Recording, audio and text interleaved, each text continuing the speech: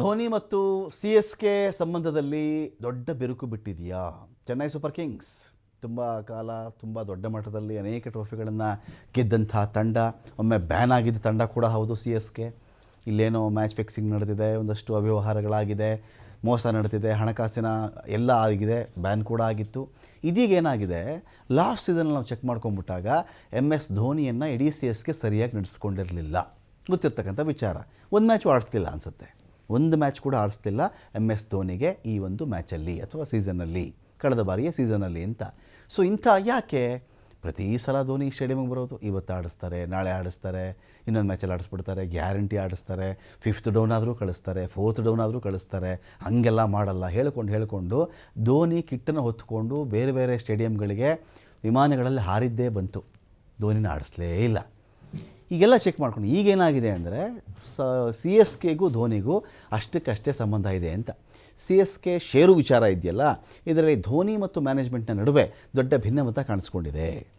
Franchise ಬಳಿಯಲ್ಲಿ Dhoni ಕೇಳಿರೋ share ಎಷ್ಟು ಅಂದರೆ 25%, ₹100 ಸಿ ಎಸ್ ಕೆದು ಅಂತ ಅಂದುಕೊಂಡ್ರೆ ಅದರಲ್ಲಿ ₹25 ನಂದು ಅಂತ, 25% ನಂದು ಅಂತ ಧೋನಿ ಕೇಳಿದ್ದಾರೆ ಅಂತ. ಸೊ ಈ ಕಾರಣಕ್ಕೋಸ್ಕರವಾಗಿ ಕಂಪನಿ ಹಾಗೂ ಸಿ ಎಸ್ ಕೆ ನಡುವೆ ದೊಡ್ಡ ಒಂದು ಬಿರುಕು ಕಂದಕ ಮೂಡಿರೋದಿಲ್ಲಿ.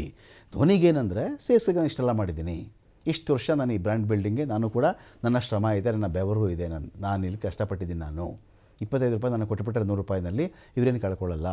ಇದು ಧೋನಿಯ ವರ್ಷನ್ ಇರಬಹುದು. ಆದರೆ ಸಿ ಎಸ್ ಕೆ ಧೋನಿಗೆ ಆಫರ್ ಮಾಡಿದ್ದು ಎಷ್ಟು ಅಂದರೆ 3% ಅಷ್ಟೇ ಕೊಡ್ತೀವಪ್ಪ ನಿನಗೆ ಅಂತ. ನೀನು 25% ಕೇಳ್ತಾ ಇದ್ದೀಯಪ್ಪ, ಒಂದು 3% ಕೊಡ್ತೀವಪ್ಪ ನಿಂಗೆ ಶೇರು ಅಂತೇಳಿ ಸಿ ಎಸ್ ಕೆ ಆಫರ್ ಕೊಟ್ಟಿದೆ. ಆದರೆ ಕೊನೆಗೆ 20% ಶೇರ್ ಆದರೂ ಕೊಡಲೇಬೇಕು ನನಗೆ ಧೋನಿ ಪಟ್ಟು ಹಿಡಿದಿರೋದು. ಸುದೀರ್ಘ ಚರ್ಚೆ ಆದಮೇಲೆ 18% ಶೇರನ್ನು ಧೋನಿ ಕೇಳಿದ್ರೆ, 25ರಿಂದ 20ಕ್ಕೆ ಬಂದರು, 20ರಿಂದ 18% ಆದರೂ ಕೊಡಿ ಅಂತ. ಆದರೆ 5.5%, 5.5% ಯಾವುದೇ ಕಾರಣಕ್ಕೂ ಜಾಸ್ತಿ ಕೊಡಲ್ಲ ಅಂತೇಳಿ ಹಠ ಹಿಡಿದಿರೋದು ಸಿ ಎಸ್ ಕೆ.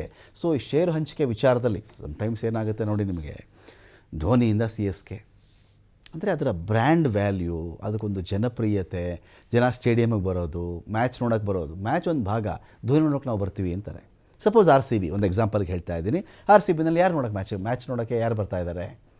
RCB ಅಭಿಮಾನ ಒಂದು, ಎಲ್ಲರೂ ಬರೋದು ಕೊಹ್ಲಿ ನೋಡೋಕ್ಕೆ ನಾವು ಬರ್ತಾ ಇದ್ದೀವಿ ಅಂತಾರೆ. ಸುಮ್ಮನೆ RCBಯಿಂದ ಕೊಹ್ಲಿನ ಪಕ್ಕಕ್ಕಿಟ್ಟು ನೋಡಿ, ಸುಮ್ಮನೆ RCBಯಿಂದ ಪಕ್ಕಕ್ಕಿಟ್ಬಿಟ್ಟು ನೋಡಿ ಕೊಹ್ಲಿನ, ಅದೇ ಕ್ರೇಜ್ ಉಳ್ಕೊಳ್ಳುತ್ತಾ ಗೊತ್ತಿಲ್ಲ, ವಿ ಡೋಂಟ್ ನೋ. ಅದೇ ವ್ಯಾಲ್ಯೂ ಇರುತ್ತಾ, ಅದೇ ರೀತಿ ಜನ ಕಿಕ್ಕಿರಿಸ್ತಾ ಇರ್ತಾರ? ಯಾರನ್ನಾದರೂ ಕೇಳಿ ನೀವು RCB ಮ್ಯಾಚ್ ಇದ್ದಾಗ ಕೊಹ್ಲಿ ಒಂದ್ಸಲಿ ನೋಡ್ಬೇಕ್ರಿ ಅಂತಾರೆ. ಹಾಗೇ ಸಿ ಎಸ್ ಕೆ ಅಂದರೆ ಅದು ಧೋನಿ ಅಂತ.